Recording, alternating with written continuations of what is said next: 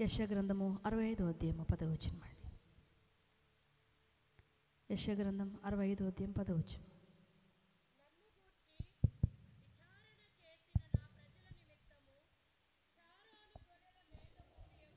Sharon గొర్రెల మేత భూమి యగును.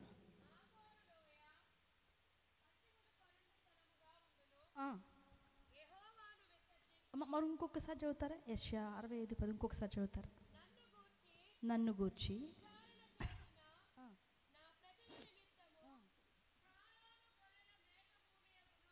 చాలమ్మా చాలు.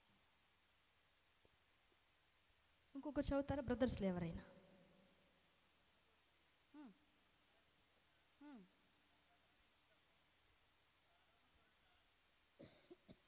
షారోను గొర్రెల మేత భూమి అగును. అంతేనా ఉండేది అక్కడ? ఎలా చదువుతున్నారు?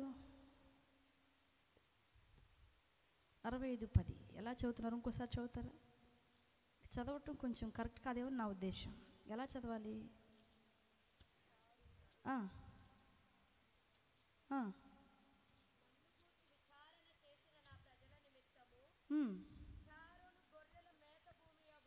గమనించండి, ఈరోజు మనం చెప్పుకోబోయే అంశం ఏంటంటేనండి, ఓ షారోను వనం ఉందంట. నీవు నేను కూడా ఒక షారోను వనమే, అంతేనా? దాని స్థితి ఎలా ఉందంటే అది గొర్రెల మేత భూమిగా ఉందంట. షారోను వనం గొర్రెల మేత భూమిగా ఉందంటండి. గొర్రెలు మేత మేయడానికి ఆ ప్లేస్ ఎలా ఉండాలి? బాగా ఎండిపోయి డ్రై అయిపోయి ఉంటే మేత మేస్తాయండి. ఎలా ఉండాలి? పచ్చగా ఉండాలి, చక్కగా ఉండాలి. చూడగానే గొర్రెలు వచ్చి తన మీద పడిపోవాలండి. అంత చక్కటి గడ్డి అక్కడ ఉండాలి, అంతేనా? షారోను గొర్రెల మేత భూమిలాగా ఉందంట. ఒకప్పుడు యెషయా గ్రంథంలో చదువుకుంటే ముందు అధ్యాయంలో ఉంటుందండి. షారోను ఒక అరణ్యంలాగా ఉందంట, ఎడారిలాగా ఉందంట. చూడడానికి బలహీనంగా ఉందంట, చూడడానికి అసహ్యంగా ఉందంట. నీ నా జీవితం కూడా చూడడానికి అసహ్యంగా బలహీనంగా నచ్చని రీతిలో ప్రభువుకుంది. అయితే ఇప్పుడు ఈ షారోను వనం ఎలా ఉందంటే గొర్రెల మేత భూమిగా, దారిన వెళ్ళే ప్రతి గొర్రె ఈ షారోను వనం చూడగానే ఎక్కడికి వచ్చేస్తుందంటండి? నీ జీవితాన్ని చూసినప్పుడు కూడా చుట్టుపక్కల వారి దగ్గరికి రావాలంటే ఏంటి? ఈ షారోను వనం గురించి ఒక 4-5 విషయాలు నేను చెప్పి ముగిస్తానండి. ఎంతసేపు చెప్పంటారు? ఒక 2 గంటలు సరిపోయిద్దా అన్న? ఎంతసేపు చెప్పాలి? నాకు పర్మిషన్ ఇచ్చేసారు, ఇంకా నాకు సంతోషం అండి. ఏంటంట, ఎంత సమయం చెప్తే అంత సమయం, నడిపింపు దేవుని హోలీ స్పిరిట్ నడిపింపుని బట్టి. ఈ మధ్య అందరం మీటింగ్కి వెళ్ళామండి. నాకు ఏ టైంకి ఇచ్చారు చెప్పమంటారా? 11:00కి వాక్యానికి ఇస్తే నేను ఎప్పుడు చెప్పాలి? టైం చూడగానే నా గుండె ఆగిపోయిందండి. 11 గంటలకు స్టార్ట్ చేసా. ప్రభా ఎప్పుడు ముగించాలి? ఇంకా దేవుని కృపను బట్టి 12-10 దాకా కదలకుండా కూర్చున్నారండి ప్రజలు. చిన్న బిడ్డలు కూడా అలానే ఒళ్ళో పెట్టుకొని చాలామంది. చాలా పెద్ద మీటింగ్ అది, పెద్ద పెద్ద సేవకులు. ఎందుకు ప్రభు అక్కడికి తీసుకెళ్ళాడో నాకు తెలియదండి. ఆయన ఇందాక చెప్పారు, తమ్ముడు అయ్యగారు చెప్పారు, ఇది దేవుని ఏర్పాట్లో ఉన్న సభ. ఆ రీతిగా దేవుడు మమ్మల్ని ఆ రోజు ఏర్పరచుకున్నారండి. అలాగే 12-10 వరకు, ఈరోజు 9కే ఇచ్చారు అయ్యగారు కాబట్టి సంతోషం. ప్రశాంతంగా తొందర లేకుండా ఏం చేయొచ్చు. చూడండి, క్షమించండి. ఒకప్పుడు ఎడారిగా ఉన్న షారోను భూమి మేత భూమిగా ఎలా మారింది? మామూలుగా అయితే మనం చెప్పుకుంటే ఆ గడ్డికి వాటర్ పట్టామండి, దానికి కావలసిన ఎరువేసామండి అని మనం చెప్తాం. కానీ ఆత్మ సంబంధమైన జీవితానికి మనం అన్వయించుకుంటే ఎలాగా అది అలాగ మారింది? ఇంకో వచనం ఉండేది చూడండి 35:1-2 అండి. యెషయా గ్రంథము 35, యెషయా గ్రంథం 35:1-2.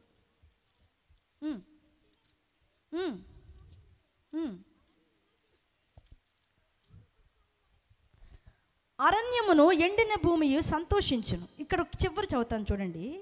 లెబానోను సౌందర్యమును దానికి కలుగును, కర్మేలు షారోనుకున్న సొగస్సు దానికి.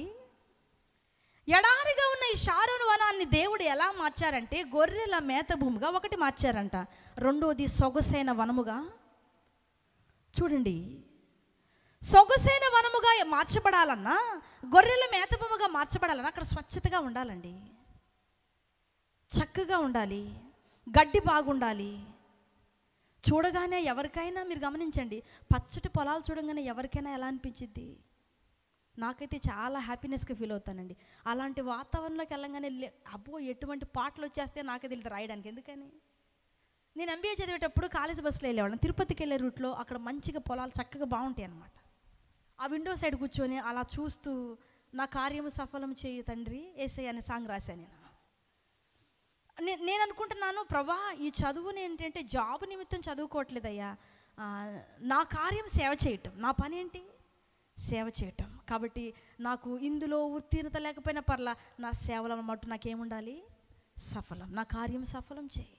మేబీ నేను డైవర్ట్ అవ్వకూడదు, నా ఎడ్యుకేషన్ మీదకి మరీ కాన్సన్ట్రేషన్ ఎక్కువ చేసి డైవర్ట్ అవ్వకూడదు, నా కాన్సన్ట్రేషన్ అంతా దీని మీద ఉండాలి అని నేను ఆ బస్సులో పల్లవ రాసుకున్నానండి. నా కార్యము సఫలం చేయు తండ్రి యేసయ్య, నిత్యము నిన్నే స్తుతించేదను శుగునాకరుడా.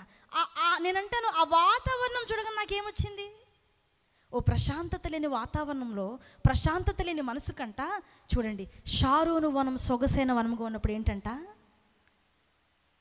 ఎండిన ఎడారి చూసినప్పుడు జంతువులు సంతోషిస్తాయండి. ఓ మేత భూమిని చూసినప్పుడు అంటే ఎగిరి గంతేస్తాయి పక్షులు, క్షమించండి జంతువులు. ఎందుకని, మాకు ఆహారం ఇక్కడ సమృద్ధిగా ఉంది. మరి ఇంతగా ఎదగటానికి ఒక సొగసైన భూమిగా, ఒక మేత భూమిగా ఈ షారోను వనం ఎదగడానికి గల కారణాలు ఏంటో నేను కొన్ని చెప్తానండి. మొట్టమొదటి చూద్దాం, అపోస్తుల కార్యాలు 9వ అధ్యాయము. అపోస్తుల కార్యం 9వ అధ్యాయము 35 చదువుదామా. అపోస్తుల కార్యాలు 9వ అధ్యాయం. వెంటనే అతడు లేచెను, షారోనులోను కాపురమున్న వారందరూ అతన్ని చూచి, చూడండి దైవజనులు ఇలాగ సభలు పెట్టి కావచ్చు, కూడికలు పెట్టి కావచ్చు ఉపదేశం చేస్తూ ఉన్నారంటండి. అక్కడున్న ఆ గ్రామ ప్రజలంట, ఇక్కడికి రాయబడి ఉంది, షారోన్లో లుద్దాలో ఉన్న కాపురస్తులంట దేవుని మాటల యందు లక్ష్యమించి ప్రభువు తట్టు వారు తిరిగారంట. నన్ను అడగండి అనుకోండి, మీరు ఎందుకు మీరు ఇంత బాగున్నారు ఏంటి, వాట్ ఈస్ రీజన్ ఏంటి అని అడిగారు అనుకో, నేను నా జీవితంకి సంబంధించిన చెప్తాను. మేము ప్రభువుతో ఇలా ఉండేవాళ్ళం, ఇలా మా అలవాట్లు మార్చుకున్నాం, ఇలా మా ఆచారాలు మార్చుకున్నాం, ఇలా పెరిగాం చెప్తా. మనం షారోన్ దగ్గరికి వెళ్ళి ఏమా ఎందుకు ఇలా మారామని అడిగామంటే షారోన్ ఇద్దంట, నేను ప్రభు తట్టు తిరిగాను. ఎలా తిరిగావంటే దైవజనుడు ఏ ఉపదేశాన్ని అయితే నా దగ్గరికి తీసుకొచ్చారో నేను దాన్ని రిసీవ్ చేసుకున్నా. ఏంటి, నా చూపులు మార్చుకోమని వాక్యం వస్తే ఏం చేశాను నేను, ఆ లుద్దాలో షారోన్లో కాపురమున్న వారి దగ్గరికి ఏమి ఉపదేశం దైవజనులు మోసుకొస్తే ఆ ఉపదేశం తట్టు వీరు ఏం చేసేవాళ్ళంట, తిరిగారు. గమనించండి, తిరగటం అంటే సులువు కాదండి. తూర్పు పడమడ ఉత్తర దక్షిణం తిరగటం అంత సులువుగా తిరగటం కాదు. ప్రభు తట్టు తిరగటం అంటే చాలా క్రిటికల్. ఏంటి, మన పద్ధతులు మార్చుకోవాలి, ఆచారాలు మార్చుకోవాలి, అలవాట్లు మార్చుకోవాలి, మన విధానం మార్చుకోవాలి.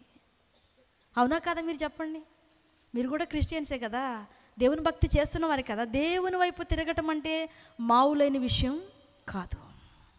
కానీ షారోను వనం దేవుని వైపు, షారోన్లో కాపురం ఉన్న వారందరూ ఎలా తిరిగారంటండి, దేవుని వైపు తిరిగారంట. ఏ ఉపదేశం వారి దగ్గరకు వచ్చినా అందులో వారేంటి త్రోసివేసే లక్షణం వారికి. అందుకే అండి సొగసైన భూమిగా అది, అందుకే మేత భూమిగా ఉంది. ఈరోజు ప్రభు మనతో మాట్లాడుతున్నారు, మనము కూడా ప్రభువు తట్టు ఏం చేయాలంట, తిరగాలి.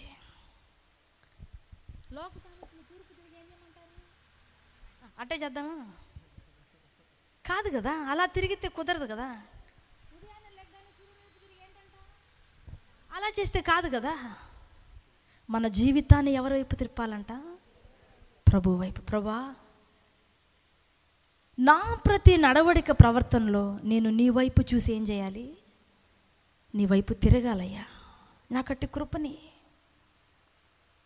ఎల్లవేళ తన ప్రవర్తన గురించి షారోను పరిశీలన చేసుకుంటూ ఉండేదంట.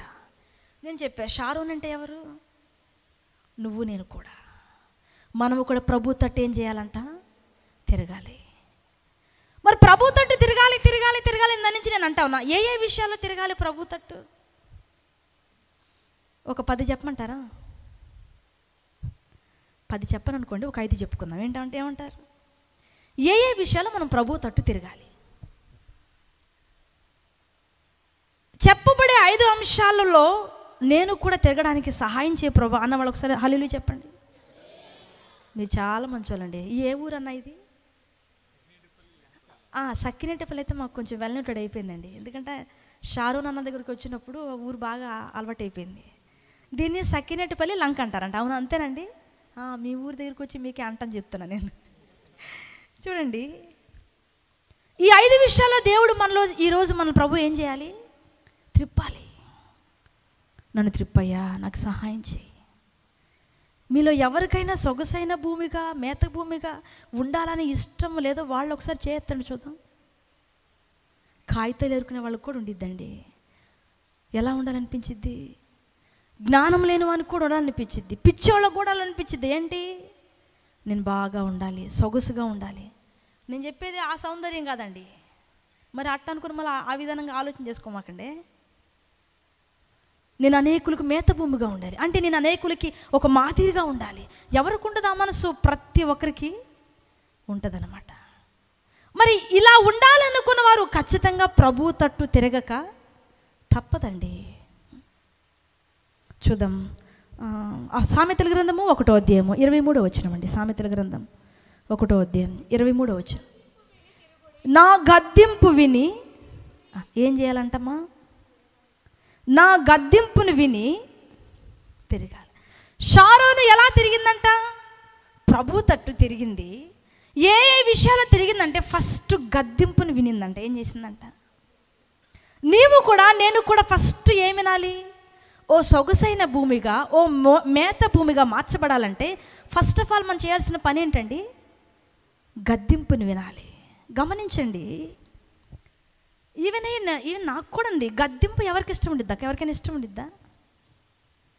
స్మూత్గా చెప్పాలి, కర్ర ఇరగకూడదు, పాము జావకూడదు.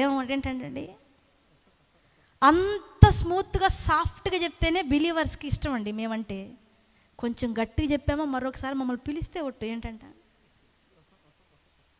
కానీ షారోను మనం అలా కాదంట, గద్దింపుని తీసుకునిద్దంట. ఏంటి? నువ్వు పరిశుద్ధతలో పడిపోయినప్పుడు దైవజనులు గద్దిస్తే షారోను మనం రిసీవ్ చేసుకునిద్దంట. ఏంటండి, నిజమే కదా. ఓ రోజు డాడీ 4 days 5 days ఫాస్టింగ్ ఉండి మా చెరువు ఉండిద్దండి. అక్కడ కూర్చొని అక్కడైతే చల్లదానికి నిద్ర రాదని నాన్నగారు కట్టమెట్టుకు వెళ్ళి ప్రార్థన చేసుకుంటున్నారనమాట. ఓ రాత్రి అంతా ప్రార్థన చేసుకుంటున్నారు. ఎక్కడ? ఏసీ రూమ్లో కాదు. ఏంటి? ప్రేయర్ చేసుకుంటున్నారు. ప్రేయర్ చేసుకుంటూ ఒక్కొక్క కుటుంబాన్ని గురించి ఎత్తిపెడుతూ, ప్రభా ఈ కుటుంబం యొక్క పరిస్థితి ఎలా ఉందో నాకు చూపించాయా అని ప్రార్థన చేసుకుంటూ ఉన్నారు డాడీ. ఒక కుటుంబం గురించి ప్రార్థన చేసినప్పుడు వారికి చూపించారంట దేవుడు డాడీకి. మార్నింగ్ వెళ్ళి, అమ్మా మీ కుటుంబాన్ని గురించి ప్రభు నాకు ఇలా చూపించారంటే, భలే వాళ్ళయ్య గారు మీరు అట్లంతా ఏం లేదు బ్రహ్మాండంగా ఉన్నామే అన్నారంటే. ఎవరు వాళ్ళు? కొద్ది రోజులు గడిచాయి, డాడీ వాళ్ళ కోసం ప్రార్థన చేస్తా అన్నాడు.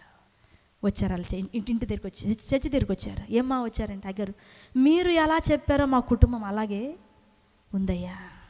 మొదట వారి దగ్గరికి గద్దింపు వచ్చినప్పుడు వారు ఏం చేయలేదంట? తీసుకోలేదండి, నష్టపోయారు. నేనంటాను, దేవుని గద్దింపు మన దగ్గరికి వచ్చినప్పుడు మనం ఏం చేయాలంట? తీసుకోవాలి.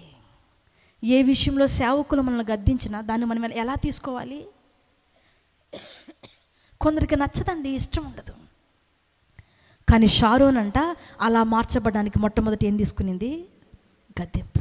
మీలో ఎంతమంది గద్దింపుని ఇష్టపడతారు? దేవుని వాక్యం అంటుంది, ఈరోజు నీవు నేను ఖచ్చితంగా ఏం చేయాలి? దాన్ని ఇష్టపడాలి. నీ ఉపవాస సంబంధమైన జీవితంలో పడిపోయినప్పుడు సేవకులు గద్దించినప్పుడు నువ్వేం చేయాలంట? పరిచర్య సంబంధంగా నేను గద్దించినప్పుడు సేవకులు నువ్వేం చేయాలంట? నేనెంత పరిచర్య చేయి, ఈ పాస్టర్ గారు పరిచర్య చేయలేదని అంటాడయ్యా. ఏంటంట? మిమ్మల్ని అంటే మాకేం వచ్చిందండి, అలా అన్నా అంటే ఇంకా మీరు ఏం చేస్తారు? ఎక్కువ. ఏ వాక్కు మన దగ్గరకు వచ్చినా మనం తీసుకోవాలంట. మెయిన్ గద్దింపు మన దగ్గరకు వచ్చినప్పుడు మనం రిసీవ్ చేసుకోవాలి. అప్పుడు నీవు సొగసైన భూమిగా. గమనించండి, సుఖానుభవంగా ఉన్నవారు జీవితం సజావుగా ఉంటుందా? కష్టాలతో ఉన్నవారి జీవితం సజావు. నేనంటాను సజావు కంటే ఎక్కడైనా ఇమడగలరా? కష్టంతో ఉన్నవారు ఎక్కడైనా కూడా ఇమడగలరండి. సుఖానుభవంగా ఉన్నవారు ఇమడగలరా? నేనంటాను, గద్దింపుకు నువ్వు లోబడితే ఇక దేనికైనా నువ్వేం అవ్వగలవంట? నీకు ఇంక ఏం చెప్పినా, నేను అంటాను, నిన్ను పొగిడినా, పొయ్యిలో దోసేసినా, గుంటలో నెట్టేసినా నీకు ఇంకా అవి లెక్కే గద్దింపే నీకు సంతోషంగా తీసుకున్నావు కదా. ప్రభు మనతో మాట్లాడుతున్నారు. గద్దింపు మనం ఏం చేయాలంట? నేను కూడా ఈ వాక్యం ప్రిపేర్ చేసుకునేటప్పుడు అదే అనుకున్న, ప్రభా నాకు కూడా ఏ గద్దింపు వచ్చినా నేను తీసుకోవాలయ్యా, అప్పుడు నేను ఆశీర్వదించబడతా, నేను అనేకులకు మాదిరిగా ఉంటా, నేను సొగసుగా ఉంటా. స్పిరిచువల్ ఏంటంట? అందం అండి. ఆత్మ సంబంధమైన అందం కావాలంటే నీవు గద్దింపుకు లోబడక తప్పదు. ప్రత్యేకంగా ప్రభు మనతో మాట్లాడుతున్నారు ఈరోజు. నువ్వు గద్దింపుని తీసుకుంటున్నావా, లేదు సులువుగా త్రోసివేస్తున్నావా? నాకు అవసరం లేదనుకుంటున్నావేమో. అలా అనుకుంటే నువ్వు మేత భూమిగా మార్చబడలేవు, సొగసైన భూమిగా మార్చబడలేవు. దైవజనులు ఏ ఉపదేశాన్ని బోధిస్తే షారోన్లో లుద్దాలో ప్రజలు ఏం చేశారంటండి? ప్రభు తట్టు తిరిగారంట. ఇప్పుడు గద్దింపు అనే మాట వచ్చినప్పుడు వారు ఏం చేశారు? తిరిగారు. నాకు కూడా మనసు దయచేయండి అయ్యా, నీ గద్దింపు మాట విని తీసుకునే కృప నాకు ఇవ్వండి. రెండో చూద్దామండి, యెషయా గ్రంథము, హోషేయ గ్రంథం అండి. హోషేయ గ్రంథం 14వ అధ్యాయము 2వ వచనం.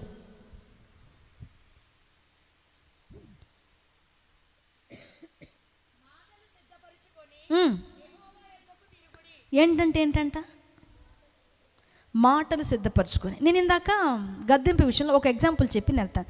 ఈ ఎగ్జాంపుల్ మ్యాచెస్ అంకుల్ చెప్తే విన్నానండి నేను.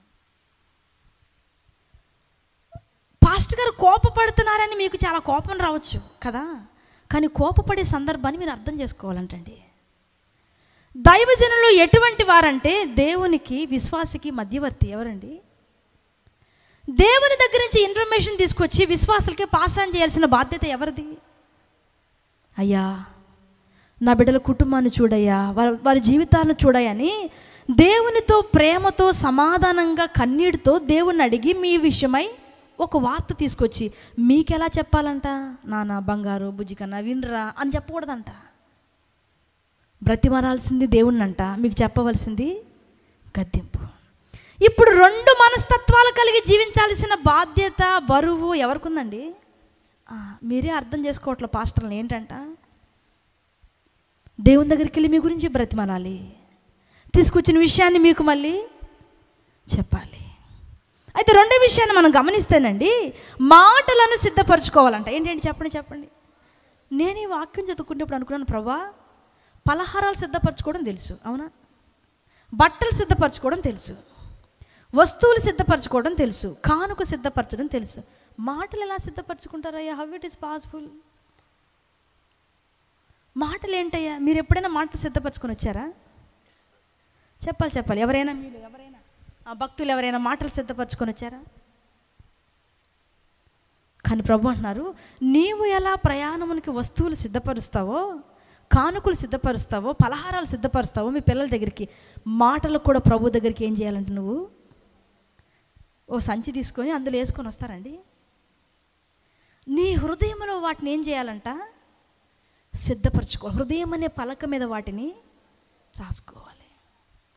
ఈ షారోన్ అనే ఈ వనములో ఉన్న ఈ ప్రజలందరంట, వారు దేవుని సన్నిధికి వచ్చేటప్పుడు మాటలను ఏం చేస్తారంటండి? సిద్ధపరచుకొని.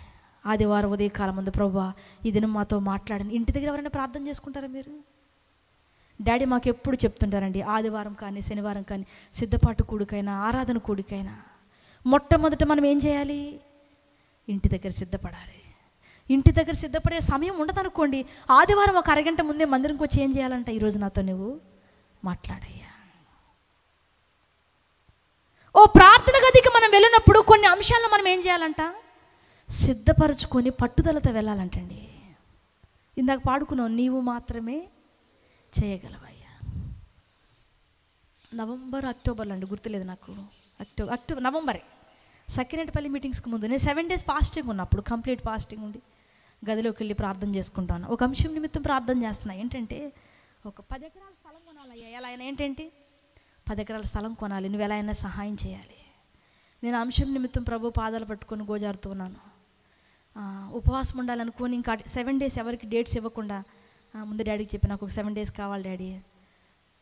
రూమ్లోకి వెళ్ళి ప్రార్థన చేసుకుంటూ ఉన్నా, ప్రభా నువ్వే సహాయం చేయి.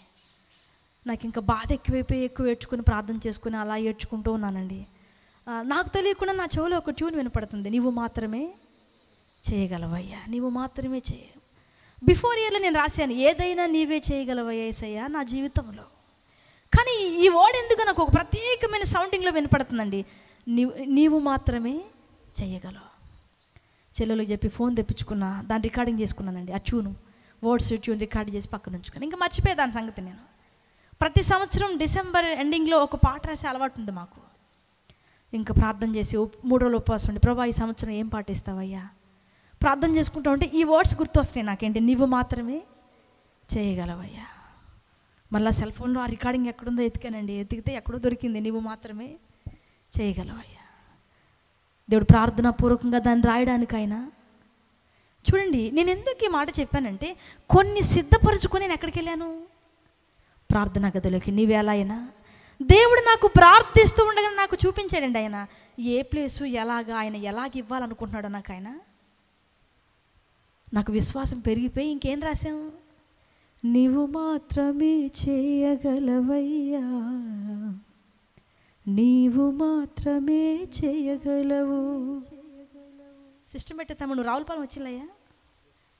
రావులపాలెం మీటింగ్ జరిగితే ఆ మీటింగ్లో ఈ పాట గురించి ఒక 20 నిమిషాలు వర్షిప్ చేస్తుంటాడు పాస్టర్ గారు. ఎవరు, సెల్వయ్య గారు.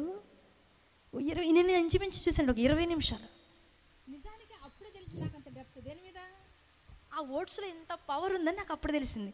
ఇంకా అప్పటి నుంచి రోజు రెగ్యులర్గా ఇంకా పాడుకోవటం మొదలుపెట్టా. ఏదైనా అంశం గుర్తు రాగానే వెంటనే నీవు మాత్రమే చేయగలవయ్యా, ఏదైనా వెంటనే ఏంటి, ఇది ఒక చిన్న ప్రేయర్ అయిపోయింది అనమాట నాకు. ఏంటి, ఒక అంశం గుర్తు రాగానే వెంటనే మనం ఏం చేస్తాం, అయ్యా వేసి ప్రార్థన చేస్తాం, నాకు వెంటనే కనెక్ట్ అయిపోతాను, నీవు మాత్రమే చెయ్య. కొన్ని సిద్ధపరచుకోవాలంటండి. ఏంటి, నీ బిడ్డల గురించి, ప్రభువా ఈరోజు నా బిడ్డల కోసం ప్రత్యేకంగా 3 దినాలు ఉపవాసం ఉంటా. సిద్ధపాటు కలిగి నువ్వు ప్రార్థనా గదిలోకి వెళ్తేనంట, నేను చెప్పానండి ఎస్తేరు ప్రార్థన గురించి. ఆమె సిద్ధపాటు కలిగి ప్రార్థన చేస్తే రాజుగారితో ఎలా మాట్లాడో దేవుడు ఆమెకేం చేశాడంట, జ్ఞానం ఇచ్చాడు. అద్భుతం అండి. ఆమె ఎందుకు వచ్చింది రాజుగారి సన్నిధి కంటే విషయం చెప్పడానికి వచ్చింది. విషయం చెప్తే సరిపోద్ది కదా, విషయం అక్కడ చెప్తే రాజుగారు ఒప్పుకోరు. దేవుడు ఆమెకు ఆ గ్రహింపు జ్ఞానం ఎక్కడిచ్చాడంటే ప్రార్థనా గదిలో. ఎక్కడంట, సిద్ధపరచుకొని వెళ్ళిందండి. నేను ఎలా అయినా రాజు దగ్గరికి వెళ్ళినప్పుడు నా మీద దయ కలగాలి రాజుకేంటి, సిద్ధపరచుకొని ఆమె వెళ్ళింది కాబట్టి ఆమె సిద్ధపాటులో దేవుడు మాత్రమే చెయ్యగలిగారు. వెళ్ళిన విషయం చెప్పుకుంటే రాజుగారికి ఏం చెప్తుంది, 2 రోజులు విందు చేయాలనుకుంటున్నాను అయ్యా, విందుకు మీరు రావాలి. నేనంటున్నాను మనం సిద్ధపరచుకోవాలంట. ఉదయకాలం 5 గంటలకు లేచి ప్రభువుకు స్తోత్రాలు చెప్తూ కొద్ది నిమిషాలు ప్రార్థనాపూర్వకంగా మనం సిద్ధపడాలంటండి. జఫన్యా అంకులు ఎప్పుడు చెప్తూ ఉంటారు, ఉదయకాలం 1 గంట ప్రార్థన చేస్తే అంటారు రాత్రి 2 గంటలు ఏడ్చే బాధ తగ్గిద్దంటండి. చిన్నప్పటి నుంచి మా అమ్మోళ్ళు మాకు 5ంటికి ఆరాధనకి లెగటం నేర్పించారు. ఒక్కోసారి అయితే బాడీ అస్సలు సహకరించదనమాట. దేనికి, 1 గంటని అప్పుడే 2 దాకా మీటింగ్ అయిద్దా, రూమ్కి వెళ్తాం పడుకుంటామా, నిద్రపోదాం అంటే అప్పుడు నిద్ర రాదనమాట, వెంటనే రాదు. కాస్త 4, 5 ఆ టైంలో ఎట్లా వచ్చింది నిద్ర, సైతాన్ని యమగా రాణిస్తాడండి అప్పుడు. ఎందుకని, మామూలుగా నిద్ర ముంచుకొచ్చిద్ది అనమాట నిద్ర. కానీ అవన్నీ పక్కన పెట్టి ఏం చేయాలి, ముంచడం గించడం పక్క నుంచి మనం తప్పదనమాట. ప్రతి ఉదయకాలం మనం కొన్ని మాటలు సిద్ధపరచుకుని దేవుని సన్నిధిలో ప్రార్థన చేయి. అప్పుడు నువ్వు సొగసైన భూమిగా, మేత భూమిగా మార్చబడతావు. మనుషులతో మాట్లాడడానికి నీకు సమయం ఉంటుందండి. మాటలు సిద్ధపరచుకుంటావు ముందే. ఫోన్లో ముందే మాట్లాడేసుకుంటారు కుటుంబంలో. ఎదుగు వాళ్ళు ఫోన్ చేస్తే ఇలా చెప్పి వీళ్ళు మాట్లాడి వీళ్ళు చేస్తే. కానీ దేవునితో మటుకు ఇది మాట్లాడమ్మా, ఇది మాట్లాడిన పిల్లలకి చెప్పరండి. అబద్ధాలు కూడా సులువుగా చెప్పించేస్తారు. ఏంటి, ఇలా చెప్పు ఇలా చెప్పు ఇలా చెప్పు, సిద్ధపాటు. మరి వాటిలో ఉన్న సిద్ధపాటు దేనిలో ఉండాలంట, మాటలు. కొన్ని మాటలు సిద్ధపరచుకొని ఈరోజు నువ్వు నిద్ర లేవు, కానీ ఈరోజు నా ప్రభుతో ఈ అంశం నిమిత్తమే నేను ప్రార్థన చేయాలి, సిద్ధపాటు కలిగి ఆ రోజు ప్రార్థన చేయి. ఖచ్చితంగా దేవుడు నీకు ఆ విషయంలో జయాన్ని ఇస్తారండి. ఆయన ఇవ్వగలరు. విశ్వాసంతో మనం ప్రార్థన చేస్తే ఆయన ఏంటంట ఇవ్వగలరు. మొదటిగా మనం ఎలా సిద్ధపడాలంట, ప్రభు తట్టు గద్దింపు విని మనం తిరగాలంట. రెండోది ఎలా తిరగాలంటండి, మాటలు సిద్ధపరచుకొని తిరగాలి. మామూలుగా తిరిగితే కుదరదండి. నువ్వు ఎలా సిద్ధపడాలి, నువ్వు ముందుగానే ప్రిపేర్ అయిపోవాలంట. ప్రీ ప్లానెడ్గా ఏం చేయాలి, కొన్ని మాటలు సిద్ధపరచుకొని రావాలి మందిరంకి. ఈరోజు మా సేవకుని కోసం నేను ప్రార్థన చేస్తానయ్యా, ఈరోజు నా గ్రామం కోసం ప్రార్థన చేస్తా, ఈరోజు నా పట్టణం కోసం ప్రార్థన చేస్తా, నా దేశం కోసం ప్రార్థన చేస్తా. కొన్ని నువ్వేం చేయాలంట? సిద్ధపాటు. ఓ ట్రైన్ ఎక్కడానికి ఎలా సిద్ధపడతాం? ఇప్పుడు మేము ఈ ఊరు వచ్చామండి. మేము సోమవారం బయలుదేరాం. ఎప్పుడు బయలుదేరాం? సోమవారం పొద్దున 3:30కి బయలుదేరామండి. న్యూజివేడ్ మీటింగ్ చూసుకొని న్యూజివేడ్ నుంచి అంతర్వేది వచ్చి, అంతర్వేది నుంచి సక్కినేటిపల్లి లంక్ వచ్చి, మళ్ళీ ఎక్కడి నుంచి ఎక్కడికంట? అదే ఊరన్నా? మీరే బ్రహ్మాండంగా చెప్తున్నారు ఊరి పేరు. అక్కడికి వెళ్ళి మళ్ళీ అక్కడి నుంచి ఇంటికి వెళ్ళి సండే సర్వీస్ చూసుకొని మళ్ళీ అక్కడి నుంచి మళ్ళీ మండే నుంచి మళ్ళీ నెక్స్ట్ డేట్ మీటింగ్స్ ఉన్నాయి అన్నమాట. నేను అంటాను, ఇలా ప్రయాణాలు చేయడానికి మేము ఏం చేస్తాం? కావలసిన బట్టలు, కావలసిన సూట్ కేసు, కావలసిన సబ్బు, షాంపూ, కావలసినవి ఏం చేస్తాం?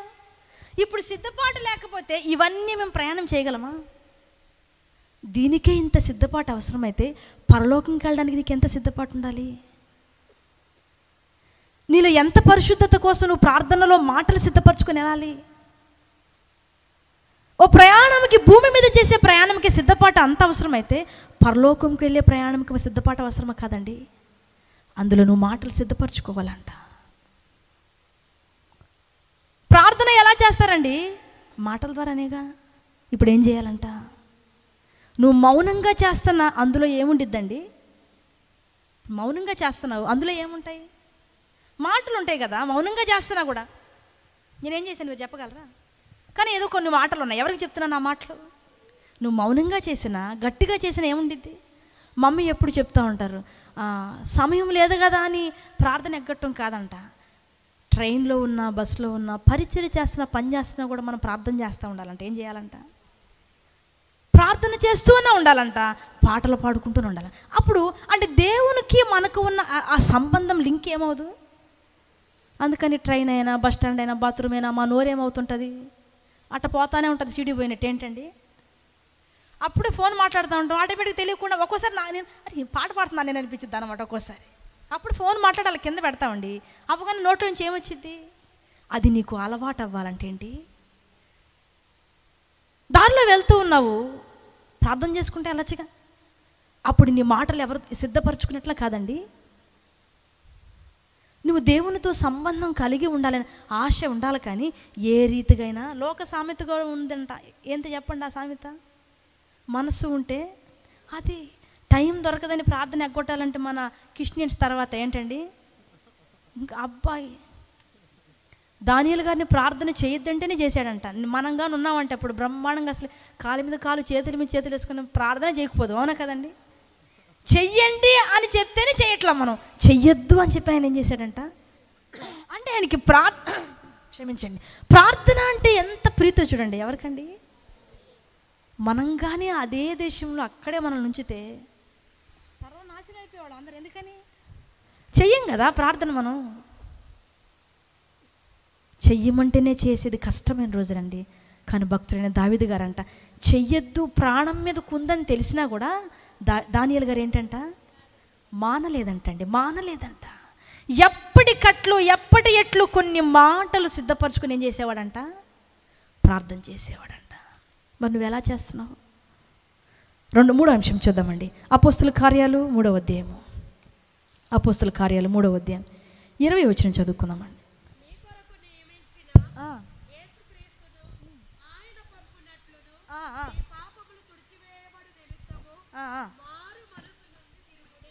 ఏం చేయాలంటండి? 3వదిగా ఏం చేయాలంట? ఇప్పుడు రిఫరెన్స్ చదువుతుండగానే మీకు పాయింట్ అర్థమైపోవాలి. అర్థమవుతుందా? గద్దెంపుని విని ఏం చేయాలంట? 2వది ఏంటి? మాటలు సిద్ధపరచుకొని. 3వది ఏంటంటండి? ఇది మేబీ మనకు కాకపోవచ్చు అనుకోండి, అంతేనా? మీలో ఇంకా బాప్టిజం తీసుకున్న వాళ్ళు ఎవరో చెప్పండి చూద్దాం. చేతులు లేపుతారా? బాప్టిజం తీసుకొని వాళ్ళు చాలా మంచి వాళ్ళండి. ఈ ఊరు వాళ్ళందరూ బాప్టిజం తీసుకున్నందుకు దేవుడు మిమ్మల్ని నిండుగా మెండుగా. కానీ ఈ సబ్జెక్టు, ఈ పాయింట్ మనకు అవసరమని నేను అంట. మీరేమంటారండి? మారు మనస్సు నొంది మనం ఏం చేయాలంట? మారు మనసు పొందాం కాబట్టే కదా ప్రభు సన్నిధికి వచ్చాం మనం అంటామండి. కానీ దేవుడు అంటున్నారు మీరు మారు మనసు పొందాలి. లోతైన మారు మనసు అంట ఏంటి? ఓ నూతనమైన మారు మనసు అంట ఏంటంట? ఓ ఆత్మాభిషేకంతో కూడిన మారు మనసు అంట. ఇన్ని రకాల మారు మనసులు ఉంటాయంటే ఉంటాయండి. ఇన్ని రకాలు మారు మనసులు. నేను ఒక ఎగ్జాంపుల్ చెప్పి తర్వాత నేను వాక్య భాగంలోకి వెళ్తాను. మారు మనస్సు అంటే ఏంటి? జాన్బాబు గారు చెప్తే విన్నానండి నేను ఈ ఎగ్జాంపుల్. ఓ రోజు ఓ రాజుగారు ఓ పిల్లిని పెంచుకుంటున్నాడంట. ఏంటి? రాజుగారు సింహాలను గుర్రాలు ఏమంటారు వాటిని పెంచుకోవడం చూసాం, కానీ పిల్లిని పెంచుకోవడం మీరు ఎవరైనా చూసారా? కానీ ఆ రాజుగారు ఒక వింతైన రాజుగారు అంటే ఏం పెంచుతున్నాడంట? పిల్లి. దానికి ఒక పేరు పెట్టాడంట. బ్లెస్సీ పెట్టుకుందామా? ఏం పేరు పెట్టుకుందాం చెప్పండి మీ ఊర్లో? దానికి బ్లెస్సీ అని పేరు పెట్టాడంట. చాలా చక్కగా ఉండిద్దంట. ఎవరు? పిల్లమ్మ గారు. చాలా బాగుండిద్దంట, చూడ్డానికి చక్కగా ఉంటుందంట. ఇంకొక విచిత్రమైన విషయం ఏంటంటే పనులన్నీ చక్కగా చేసిద్దంటండి.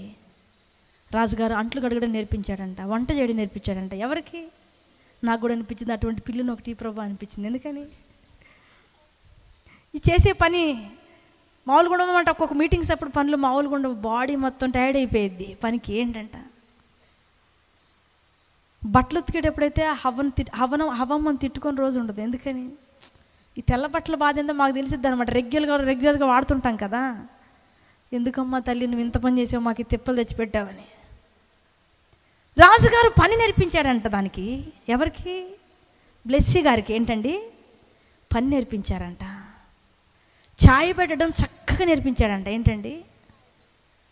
అసలు బ్లెస్సీ ఛాయ్ కోసం బయట దేశం రాజులు కూడా వస్తారంట తాగడానికి. అంత మంచిగా నేర్పించాడంట. ఈ వార్త ఆ నోట ఈ నోట తెలిసి పొరుగు దేశపు రాజులు కూడా తెలిసిందంటండి. తెలియగానే ఈ బ్లెస్సీ కాడ వ్యవహారం ఏంటో చూద్దామని వచ్చారంట. సరే వాళ్ళు వచ్చి హాల్లో కూర్చోన్నారంట. ఈ లోపల రాజు వచ్చి ఏమా బ్లెస్సీ ఎక్కడున్నా అన్నాడంట. పలకరించిందంట. సరే మంచిగా ఒక ఛాయ్ పెట్టిరమ్మా అన్నాడంట. ఎవరండి? రాజు. మొత్తానికి ఏం పాటలు పడిందో తెలియదు, కానీ ఛాయ్ పెట్టుకొని ఎలా పట్టుకొచ్చింది మీరు చెప్పండి? అసలు పిల్లికి ఎన్ని కాళ్ళు ఉంటాయి? కాళ్ళు ఎన్ని ఉంటాయి? రెంటితో నడుస్తుందంట. రెంటితో ఏం చేస్తుంది? ఇలా పట్టుకొస్తుందంట. మంచిగా రాజుకి పొరుగు దేశపు రాజుకి ఛాయ్ పెట్టి చక్కగా ఆ ట్రే కూడా అంత చక్కగా పట్టుకొస్తుందంట. ఏంటండి, మీరు బొమ్మలు కూడా చూసే ఉండొచ్చు. ఈ మధ్య చాలా బాగా వస్తున్నాయి కదా పిల్లి బొమ్మలు. ఏంటంట, ఇలా పట్టుకొని నడుచుకుంటూ వస్తూ ఉందంటండి. వస్తూ ఉందంట. ఏం చేస్తున్నా ఇంకా రాలేదేంటి అంటున్నాడంట రాజుగారు. వస్తున్నానండి అన్నారంట. ఎవరు? చెప్పాలి మీరు. సరే బ్లెస్సీ గారు మొత్తాన్ని పట్టుకొని వస్తూ ఉంటే ఇలా వెళ్తా ఉన్నారంటండి. గబుక్క నాటి ఎలుక వెళ్ళిందంట. ఏంటి? ఒక ఎలుక అటు వెళ్ళిందంట. ఎలుకటి వెళ్ళగానే టపక్క మన కింద పడేసిందంట. ఏంటిది? పడేసి ఎటు వెళ్ళిందో దాన్ని ఎత్తుక్కుంటుందంట. దేన్నండి? కష్టపడి రాజు అన్నీ నేర్పించి అన్నీ చేస్తే దాని మనసు ఏమైంది? మారిందా? దాని స్వభావం మారిందా? దేన్ని చూడగానే అట్రాక్ట్ అయిపోయిందండి. మనము కూడా అంటండి లోకాన్ని చూడగానే అలా అట్రాక్ట్ అయిపోతున్నామంట. ఏంటి? లోకాన్ని చూడగానే పరిశుద్ధతను, పవిత్రతను, నీతిని, నిజాయితీని, భక్తిని అలా వదిలేసి ఏం చేస్తున్నామంట? అందుకు చెప్పాము ఇంత స్టోరీ. ఏంటండి? మారు మనస్సు అంటే నీ దగ్గరకు అది వచ్చినా నువ్వు లొంగకూడదు. ఏంటి? నువ్వు పడిపోకూడదు. దానికి విద్య నేర్పించడానికి రాజుకు సులువై ఉంటుందండి. మీరు చెప్పండి, కోతి బొమ్మలు ఆడించడానికి కోతికి నేర్పించాలంటే ఎన్ని కష్టాలు పడాలి? ఆ పిల్లికి నేర్పించడానికి ఎన్ని కష్టాలు పడ్డాడు. ఇప్పుడు ఆయనకి క్రెడిట్ వచ్చింది. ఏంటి? రాజు వచ్చి చూసి మరి ఇంకొక దేశపు రాజుకి వెళ్ళి పలానా బ్లెస్సీ అంట మామూలుగా పెట్టట్లేదు టీ అని చెప్పాల్సిన రాజు. ఇప్పుడు రాజు చెప్పకుండా ఏమేడంట? పిలిచినా పలకట్లేదంటే ఇంకా బ్లెస్సీ లేదు గ్లిస్సీ లేదు. ఏంటి? ఇల్లు మొత్తం తిరుక్కుంటుందంటండి. దేనికోసం? రాజుగారు ఎంత బాధపడి ఉంటారు, ఎంత కోపపడి ఉంటారు. ప్రభు కూడా నీ విషయం అంతే. నిన్ను ప్రేమించి నీకు రక్షణ ఇచ్చి నీకు ఒక ప్రొటెక్షన్ ఇస్తే అంట నువ్వు ఏది కనపడగానే మారు మనస్సును విడిచిపెట్టి ఏం చేస్తున్నావంట? లోకంలో కలిసిపోతున్నావు. బాధతో ప్రభు ఈరోజు మాట్లాడుతున్నారు. లోకాన్ని చూసి లోకంతో నీవు కలిసిపోవాలన్నది దేవుని ఉద్దేశం కాదు. అందుకు కాదు నిన్ను ఆయన ఏర్పరచుకున్నది. మీరు లోకముకు వేరై దేవుడే చెప్తున్నారండి మనం ఎలా బ్రతకాలంట. మేము వాళ్ళు ఒకటేనండి అంటే ఒకటే అంటే కుదరదు. నువ్వు వేరు అవ్వక తప్పదు. ఏంటి? మనం పిల్లి దగ్గరికి అడిగామనుకో, అది మా ఫ్రెండ్ అండి, ఆకలేస్తుందండి, పరిగెత్తానండి, తినాలని ఇన్ని సాకులు చెప్పింది అనుకో, ఎట్టుండిద్ది రాజుగారికి? చిత్తగా బాధ అనిపించిద్ది కదా. నేను ఎంత కష్టపడి నేర్పిస్తే నువ్వు చేసిన పని ఏంటి? నీ మారు మనసు అలా ఉండకూడదని ప్రభు బాధతో అంటున్నారు. నువ్వు లోకాన్ని చూసినప్పుడు దాని వెంట పడకూడదు, పోకూడదు. లోకం నీ దగ్గరున్నా, నేను అంటానండి కొన్ని పరిస్థితులు ఏంటంటే ఇది చెయ్యాలా వద్దా అయినా కూడా అక్కడ కూడా నువ్వు విడిచిపెట్టేయాలంటే ఏంటి? లోక సంబంధమైన వ్యవహారాలన్నీ దేవుని వైపే నువ్వు తిరగాలి. అబద్ధాలు చెప్పి పెళ్ళిళ్ళు చేస్తారంట, ఏంటి? దేవుని బిడ్డలకి ఇది తగునా? లోక సామెత పెద్దోళ్ళు చెప్పారేమో, అది మనకు తగునా అండి? ఏది నీ మారు మనసేది? ఓ సినిమా రిలీజ్ అయిన తెలియగానే వెంటనే రియాక్ట్ అయిపోతాం, ఏంటి? వెలిపి చూడడానికి. ఓ దేవుని కోసం పరిశుద్ధంగా బ్రతుకుతున్నారంట అని చెప్తే రియాక్ట్ అవ్వ, మనకేం అవసరం? వాళ్ళు పాస్టర్ అమ్మలో విశ్వాసాలు కాబట్టి వాళ్ళకి అవసరం, మనకేంటి? కానీ దేవుడు అంటున్నారు, నీ మారు మనస్సు నువ్వేం చేయకూడదంట, అదిగా పిల్లి వల్ల నువ్వేం చేయకూడదు, విడిచిపెట్టకూడదు, వదిలిపెట్టకూడదంట.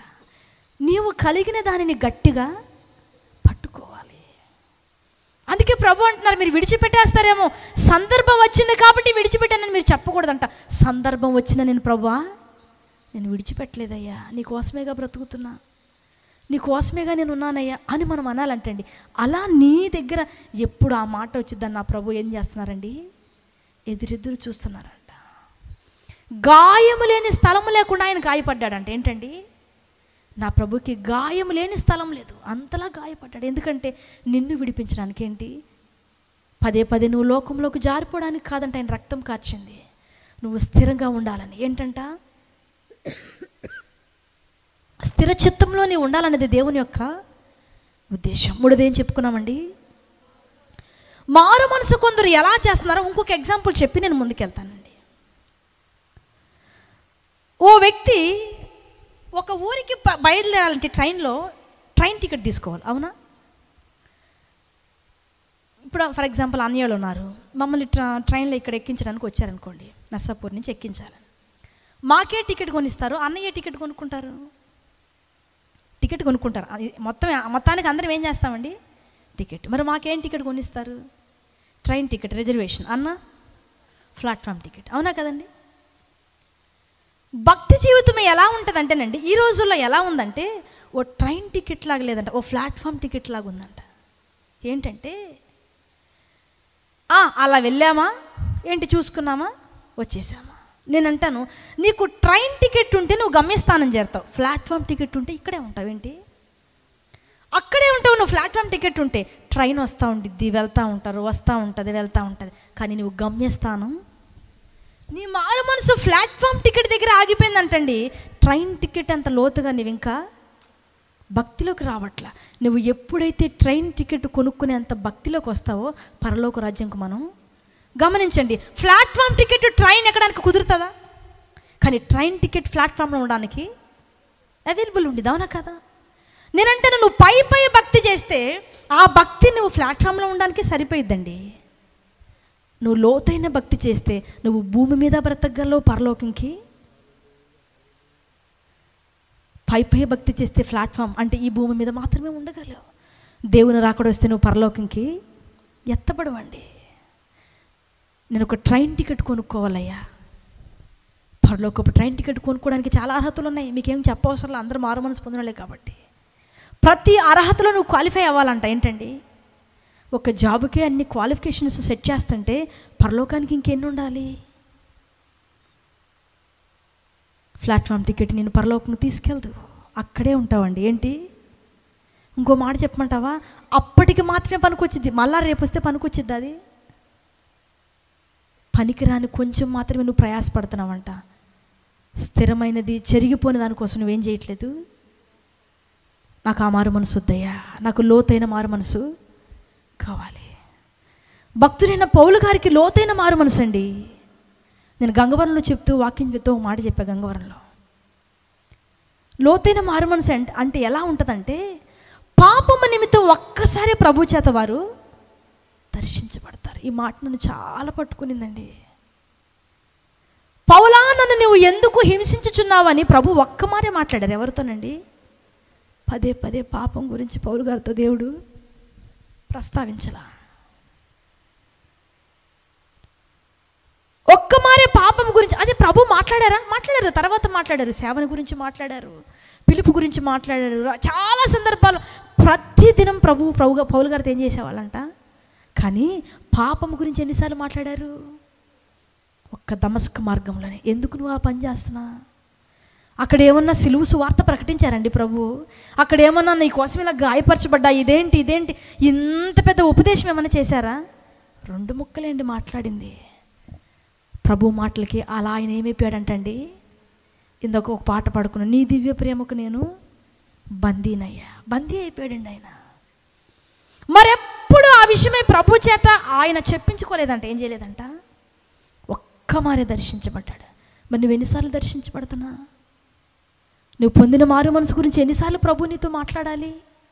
ఎన్నిసార్లు నీకు గుర్తు చేయాలి? ఎన్నిసార్లు నేను సరిచేయాలి? ఎన్నిసార్లు నేను స్టాండ్ బై చేయాలి? ఆయన పౌలు గారిని ఒక్క మారే ఆయన స్టాండ్ బై చేశారంట, వెను తిరగకుండా ముందుకు. అందుకే ఆయన అంటాడు, నేను క్రీస్తుని పోలి నడుచుకున్న ప్రకారం మీరు కూడా పదే పడిపోలేదండి. ఆయన పదే పాపములకి దిగజారిపోయేలా ఒక్క మారే దర్శించబడి చేస్తున్న తప్పు నిమిత్తం ఒక్క మారే తెలుసుకోబడ్డాడండి.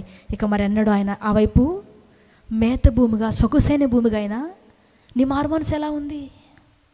ఎన్ని విషయాలు మాట్లాడుకున్నామండి ఇప్పుడు మనం? చెప్తారు ఒకసారి? సెకండ్ వన్ క్షమించండి, థర్డ్ వన్ ఏంటండి? 4 చూద్దామండి. ఇర్మియా గ్రంథం 31వ అధ్యాయము. ఇర్మియా గ్రంథం 31వ అధ్యాయం 21, 22 అండి.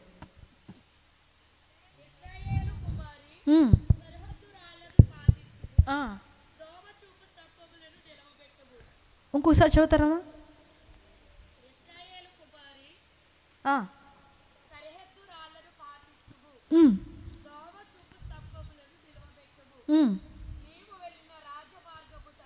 నీవు వెళ్ళిన రాజమార్గము తట్టు నీ మనస్సు నిలుపుకోవాలి. నీ మనస్సు నిలుపుకొని తిరుగుము. అంతేనమ్మా? 4వదిగా మనం ఏం చేయాలంటండి? మన మనస్సు నిలుపుకొని ఏం చేయాలంట? ఇప్పుడు ఏదైనా అయితే పట్టుకొని ఆపగలం, మనస్సుని ఎట్ట ఆపుతాం? మనస్సు, మీ అబ్బాయి పరిగెత్తా ఉంటే ఆయన పట్టుకొని ఆపగలరు, బండి వెళ్తా ఉంటే అడ్డం పడని ఆపగలరు. మనస్సుని పట్టుకునే కెపాసిటీ ఎవరికైనా ఉందా? మీరు ఎవరికొందో చూపించండి. అసలు మనస్సుని ఎలా చేత్తో పట్టుకోగలరని? పట్టుకోగలమా? కానీ ఇక్కడ ఏం మాటలు రాయబడి ఉన్నాయి? నీ మనస్సు నిలుపుకొని తిరగాలంట. నీ మనస్సును నువ్వు అక్కడ నిలపాలంట. ఏం చేయాలంట? ఎక్కడ నిలపాలంటే ఆత్మ సంబంధమైన జీవితంలో నీ మనసుని ఏం చేయాలి? నిలపాలి. ఇప్పుడు నేను ఇక్కడే ఉంటానండి, నా మనసు ఇప్పుడు అమెరికా వెళ్ళొచ్చింది. ఏంటి జెట్ అయినా స్లోగా వెళ్ళిద్దేమో, కానీ మన మనస్సు మటుకు మామూలు స్పీడ్ వెళ్దండి. దానికి నేను అంటాను, గంటకి ఇన్ని కిలోమీటర్ల అన్న ఎస్టిమేషన్ చేయలేము. అవునా కాదా? నేను ఇక్కడే ఉన్నా, ఆఫ్రికా, ఇంగ్లాండ్ వెళ్తే ఎలా ఉండిద్దో సేవ చేస్తే. ఎక్కడికి వెళ్ళాను ఇప్పుడు నేను? చెప్పండి ఎక్కడికి వెళ్ళాను? ఉన్నది నేను సక్కినేటిపల్లి లంకలోనే, కానీ ఆలోచన చేసింది ఎక్కడ? ఇప్పుడు చాలామంది ఇక్కడే ఉన్నారు, కానీ వాళ్ళ మనసు ఇంటి దగ్గర ఉంది. అవునా కదా? ఈ మనస్సును మనం ఏం చేయాలంట? నిలిపి ఏం చేయాలంట? అదే ఏం చేయాలండి? నువ్వు నిలిపినంత మట్టుకు కాదంట, ఇప్పుడు నిలిపిన నీ మనస్సును పట్టుకొని నువ్వేం చేయాలి? పిచ్చి ఆశలు ఏమో కానీ ఎవరితో అనాలండి? ఎవరితో అనాలి? ఏంటి ఈ మధ్య తెగ ఆలోచన చేస్తున్నా చెడు అలవాట్లన్నీ అని ఎవరితో చెప్పాలి? మీరు అలా కూర్చొని ఒకసారి చెప్పుకోండి ఎలా ఉండిద్దో. కాళ్ళ నొప్పులు వచ్చాయనుకోండి, ఎందుకు ఈ మధ్య తెగ ఇబ్బంది పెడతానని అని మీరు అనుకోండి, ఎలా ఉండిద్దో. మీరు మాట్లాడుకోండి. ఏమంటారు మిమ్మల్ని ఎవరైనా చూసిన వాళ్ళు? ఈ మధ్య లైట్గా అటాక్ అయినట్టుంది అనరండి. కానీ దేవుని వాక్యం అంటుంది, నీ మనస్సును నిలుపుకునే కెపాసిటీ ఎవరికి ఉందంట? నిలుపుకోవాల్సిన బాధ్యత ఎవరికి ఉందంట? నిలుపుకోవాల్సిన ఏమనాలండి దాన్ని, ఆ విధానం ఎవరికి ఉందంట? నువ్వే నిలుపుకోవాలంట. ఆలోచన చేసేదేమో నువ్వు ఆపాల్సిన పక్కన ఉంటే ఎలా కుదిరిద్దండి? కుదరదు. ఏం చేయాలంట? లేదు, నువ్వు ఇలా ఆలోచన చేయడం చాలా తప్పు. ఎవరికి చెప్పాలి? శరీరము చాలా బలహీనమైనది. ఆత్మ ఏంటంట? సిద్ధంగా ఉండిద్దంట. ఆత్మ ఉపదేశం చేయగానే లోబడ్డానికి. శరీరం అనిద్దంట ఇంత ఎగస్ట్రాలు వద్దులు ఆపుకొస్తా. ఏమనిద్దంట? చాలా ఓవరాక్షన్ చేస్తున్నావు ఈ మధ్య, నువ్వు పాస్ట్ గారు ఏదో ఫెయిర్లలో రాసుకోవద్దంటే రాయట్లా, ఏమనుకోను అనిద్దంట. ఎవరండి? అయ్యగారు ఏదో ఎమోషనల్లో పెద్దగా చెప్పేశాడు వచ్చి ఆయన, నువ్వేమనుకొని ఇట్లా పిచ్చి పిచ్చి చేస్తున్నావు, మర్యాదగా నన్ను పట్టించుకొనిద్దంట. ఎవరు? ఆత్మనిద్దంట. వినమాక నువ్వు ఆ మాట వినమాక అంటే మనమంట గట్టిగా శరీరం మాట ఏం చేస్తామంట, తప్పిపోకుండా వింటామంటండి. ఏంటి, ఈ మధ్య మీటింగ్కి వెళ్ళాము, ఇంత డబ్బా ఏంటది, పౌడర్ డబ్బా తెచ్చిచ్చింది ఆంటీ, పూసుకోండమ్మా అని. మీకు నవ్వు మేము పౌడర్ రాయమండి అని. పౌడర్ రాయి మీరేం మనుషులమ్మా, ఏమంటున్నా? మాకు పౌడర్ రాయటం, ఆ ఫెయిర్ ఇన్ లవ్లీ ఏ ఉంటాయి కదా, అవి ఎలాంటివి కూడా మాకు తెలియదమ్మా అంటే ఆమె షాక్ అవుతుంది అనమాట. ఉదయకాలం కూడా ఒక ఆంటీ అంటుంది, మా ఈ రూమ్లో ఏం డబ్బాలు లేవు, తెచ్చుకున్నారా డబ్బాలు ఏమన్నా అంటుంది. మేము ఏం డబ్బాలు తెచ్చుకోలేదంటే ఈ బైబిల్ బ్యాగులు తప్పల నుంచి ఇంకేం డబ్బాలు తెచ్చుకోవాలన్నాను. శరీరం అనిద్ది, కానీ కంటిన్యూ నువ్వు డెకరేట్ చేసుకోకపోతే ఎలాగనిద్ది, కానీ ఆత్మ అనిద్ది మనకు అది సరి అయినది కాదు. ఈ మధ్య ఒక ఇంటికి వెళ్ళామండి మేము, అట్లీస్ట్ ఒక 1 hour నవ్వుకొని ఉంటాం, నేను చెల్లి వదిన, ఒక 1 hour ఖచ్చితంగా. ఇంటి నిండా డబ్బాలు, ఏంటి ఏం డబ్బాలని అడగరాదు, ఒక్కొక్క డబ్బాని చూస్తేనండి అసలుకి ఒక దగ్గరికి వెళ్ళిన తర్వాత మేము ఆల్మోస్ట్ అలా చెక్ చేయటం కానీ అలా ఉండమన్నమాట. సైలెంట్కి వెళ్ళామా, మా రూమ్లో మేము ఉన్నామా, ఆ ఇచ్చిన పరుపు మీద కింద సాపేసుకుని ప్రార్థన చేసుకుని దాని మీద పడుకొని వస్తాం. కానీ అక్కడికి వెళ్ళాక ఎందుకు ఫ్రీడమ్ వచ్చినట్టు అనిపించిందండి. ఆ బాబు 2 పిల్లలు వాళ్ళ రూమ్లో ఉన్నాయి, లేని క్రీమ్ లేదంట, ఉదయం చెప్తుంది, ప్రతి ఒక్క క్రీమ్ ఉంది. తర్వాత నేను ఫోన్ చేసి అడిగా, తమ్ముడు షాప్ ఏమన్నా పెట్టావు నువ్వు అన్న. అక్క మీరు వస్తున్నారని కొన్ని తీసేసాను అక్క. నేనేమన్నాడు, అరే బాబు నువ్వు చల్లకుండా ఏంది ఎంత పని, మీరు వస్తున్నారని తీసేసాను అక్క, లేకపోతే ఇంకా చాలా మంచం కింద ఉన్నాయక్క. ఏమన్నాడు, నేను చాలా ఆశ్చర్యపోయా, ఇన్ని రాసాయా, ఎంత తెల్లగా ఉన్నావు అనిపించింది. ఏంటి చెప్తున్నాడు ఆ తమ్ముడు, ఇంకా చాలా దాచి ఉంచాను అక్క నేను. చూడండి, శరీరం అనిద్ది కానివ్వండి, కానీ ఆత్మ అనేది ఏమనిద్ది, వద్దు నీ మనస్సు నిలుపుకో వాటి మీద నీ మనస్సును. ఇలా మేము ఒక ఆంటీ అయితే హైదరాబాద్ వెళ్ళామండి, ఇలా ఒక్కొక్కటి అడుగుతున్నాను, ఇది తెలుసా ఇది తెలుసా అంటే మాకు ఇది తెలియదు అంటే, ఇది తెలియదు అంటే, ఇది తెలియదు అంటే అని చెప్తాను. ఆఖరికి ఏమంటుంది, జీడిపప్పులు అన్నా తెలుసా మీకు, అవి తెలుసా ఆంటీ అన్న. నేను మరే మీరు ఇంత ఇట్లా అంటున్నారు, కాలేజీకి కూడా ఇట్లా వెళ్ళేవారా అని. అవునంటే మేము ఇలానే ఫుల్ హ్యాండ్ వేసుకొని ఇలానే వెళ్ళేవాళ్ళం కాలేజ్ కన్నా. మిమ్మల్ని ఎక్కిరి లేదా కాలేజీలో అంటుంది ఆవిడ. లేదంటే మా ఫ్రెండ్స్ ఇంకా ఇన్స్పిరేషన్గా తీసుకొని ఇలా వాళ్ళు కూడా స్టిచ్ చేసుకొని వచ్చేవాళ్ళు. అంటే మమ్మల్ని ఎప్పుడు అలా చూసేవాళ్ళు కాదు, మా ఫ్రెండ్స్ ఎప్పుడు మమ్మల్ని గౌరవంగా చూసేవాళ్ళు. మా లెక్చరర్స్ కానీ టీచర్స్ కానీ మేము వేసుకెళ్ళే బట్టల మీద కాన్సన్ట్రేషన్ చేసేవాళ్ళు. ఎవరు, మీరు ఎక్కడ కుడుతున్నారంటే మేమే కుడుతున్నామంటే షాక్. వాళ్ళు ఏంటి, ఎవరి దగ్గర గుట్టించుకున్నావు చెప్పు కీర్తన, నేను కూడా గుట్టించుకున్నానంటే, మిస్ నేనే గుట్టానంటే, అంత పెద్ద అయిపోయావు అప్పుడు నాకు కూడా కుడతావా, మా కూతురు కుడతావు. ఎవరు, నేను అంటాను అనుకునింది మేము ఇలా కాలేజీకి వెళ్తే మమ్మల్ని ఏమంటారు అనుకునిందంటే తక్కువగా చూస్తారనుకునింది. కానీ మా టీచర్స్ కానీ మా స్టూడెంట్స్ ఎవరు మమ్మల్ని అలాగా, మా ఫ్రెండ్స్ ఇంకా ఇలా కుట్టించుకునేవాళ్ళు. మా ఆది బట్టలు తీసుకెళ్ళాలి ఏం చేసేవాళ్ళు. ఇంకొక విచిత్రం చెప్పిన, మాకు ఈ మధ్య తెల్ల బట్టలు కరువు ఏర్పడిందండి. ఏ ఊరికి వెళ్తే ఆ పాస్ట్ గారి పిల్లలు ఒక ఆది డ్రెస్ అడుగుతున్నారు, ఒక డ్రెస్ ఇచ్చిరాను ఈడ సరిపోయింది, ఇంక మాకేసుకోవడానికి ఏముంటున్నాయి. చూడండి, ఏ ఊరు వెళ్తే అక్కడ పాస్ట్ గారి పిల్లలు అన్న ఒక ఆది డ్రెస్ అమ్మ పిల్లలకి కుట్టడానికి. ఆమెనుకునింది అది తక్కువ అనుకుంది, కానీ దేవుడు దాన్ని ఏం చేశారు. మనం అనుకుంటాం అమ్మో ఇలా లేకపోతే మనం విలువలేని వారుగా అనుకుంటారేమో, కాదు దేవుడే దాన్ని ఏం చేస్తారంట, ఘనపరుస్తారు. నీ మనస్సు నిలుపుకున్నప్పుడు అంట, నిలుపుకొని నువ్వు తిరిగినప్పుడు అది నీకేంటి ఘనత అండి.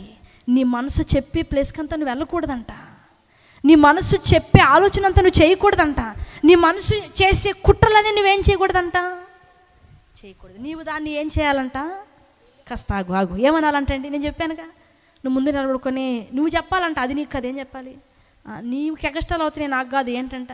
నేనంటే మీరు ఫైటింగ్ చేయండి, మీ అమ్మ నాన్నతో కాదు, మీ ఇద్దరు పోట్లాడండి. ఎవరు, అది మీరు ఫైటింగ్ చేయండి. మీ శరీరము డౌన్ అయ్యి ఆత్మ ఏమవుతుందంట. పౌలు గారు అందుకే కదా ఆయన 8వ అధ్యాయంలో అపోస్తల కార్యాలు చక్కగా రాస్తారండి, శరీరం గురించి ఆత్మ గురించి.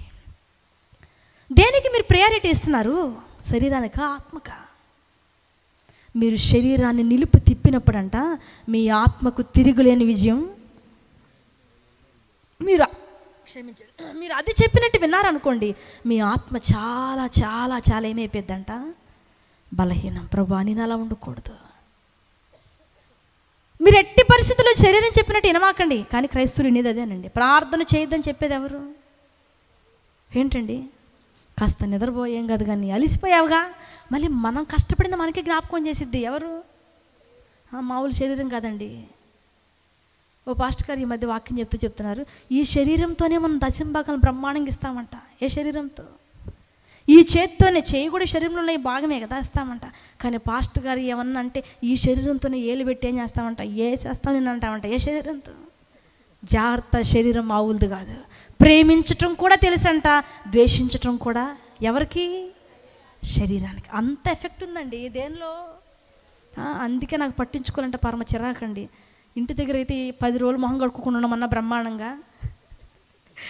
అలా చెప్పానంటే కొంచెం బాగోదనమాట.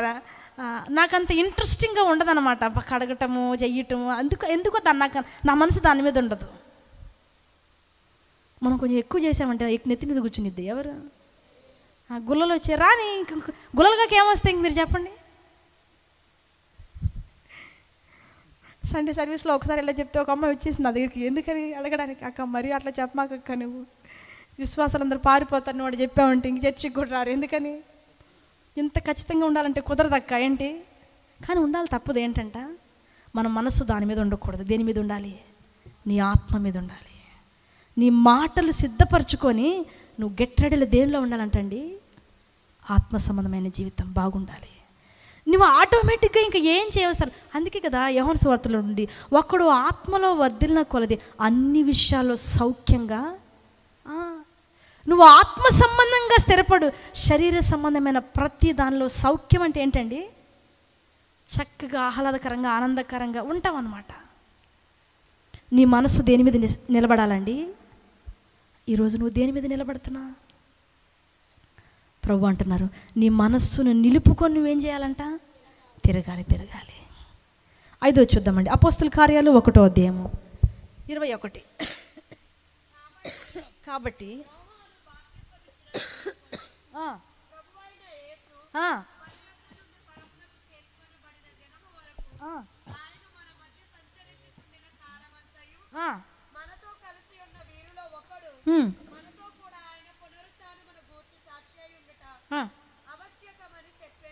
నైనా అదేనా 1:21? అపోస్తుల కార్యాలు 1:21 అందులో చూడు ఒకసారి. అపోస్తుల కార్యాలు 11:21 చూడము ఒకసారి.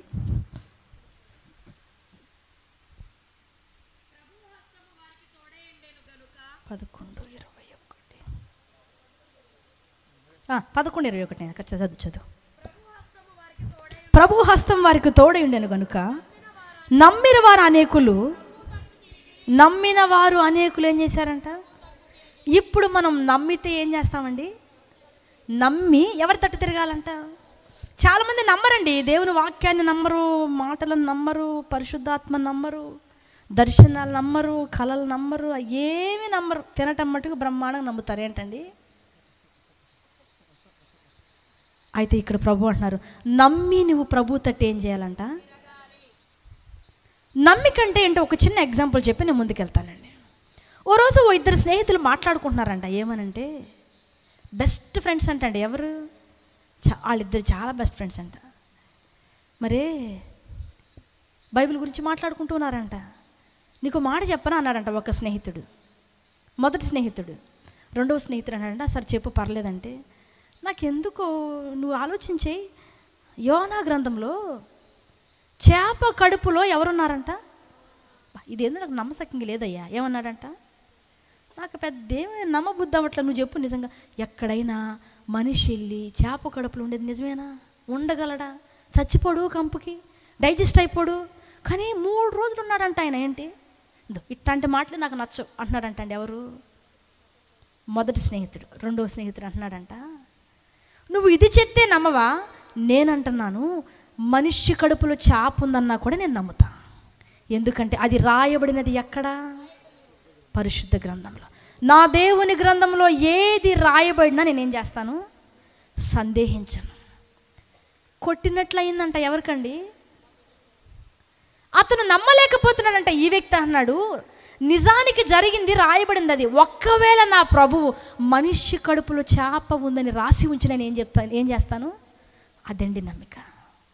నీవు ప్రతి విషయంలో దేవుని యందు నమ్మిక ఉంచాలంట. ఏంటి?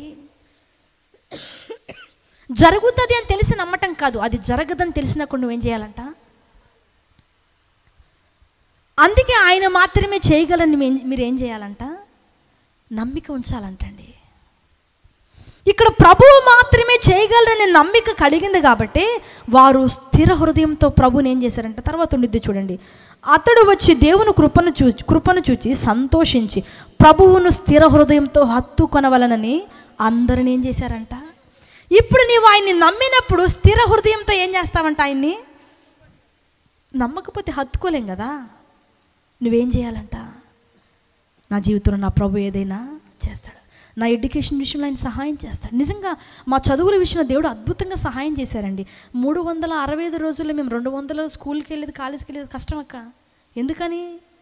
ప్రార్థనలు, మీటింగ్లు, సభలు, కూడికలు, ఉపవాస కూడికలు, ఇదే ఇంకా మాకు ఏంటి మేమే పెట్టుకోవడం. ఇప్పుడు తమ్ముడు నీ పేరు అయ్యా మర్చిపోయాను, ఏం పేరు? సన్నీ ఉన్నారు కదా, సిస్టమ్ ఆపరేట్ చేస్తున్నారు, మేమే ఆపరేట్ చేసేస్తాం. ఏంటి? మిక్సర్ పెట్టుకొని, బాక్స్లో పెట్టుకొని, కీబోర్డ్ పెట్టుకొని, ల్యాప్టాప్ పెట్టుకొని, మేమే ఓ మీటింగ్కి వెళ్ళి మొత్తం అరేంజ్ చేసుకొని పెట్టేసుకొని, ప్రార్థన పెట్టుకొని, చుట్టేసుకొని, మళ్ళీ ఆటోలో వేసుకొని వచ్చేయటం. మాకు ఇది అలవాటు అనమాట. అందుకని స్కూల్కి కాలేజీకి సరిగా వెళ్ళేవాళ్ళం కదా, ఇర్రెగ్యులర్గా వెళ్ళేవాళ్ళం. కానీ దేవుని కృప ఏంటంటే అన్నీ ఫస్ట్ క్లాస్ మార్క్సే. నాకు ఫస్ట్ క్లాస్ అయితే మా చెల్లెళ్ళకి మెరిట్. ఇంకా వాళ్ళ ముగ్గురికి ఏంటి, నేను ఫస్ట్ క్లాస్ దాకా వచ్చి ఆగాను. ఎందుకంటే మనం కొంచెం చదవటం తక్కువ అండి. ఎందుకని? వాళ్ళ ముగ్గురి కంటే కొంచెం ఎక్కువ తిరిగింది మనమే.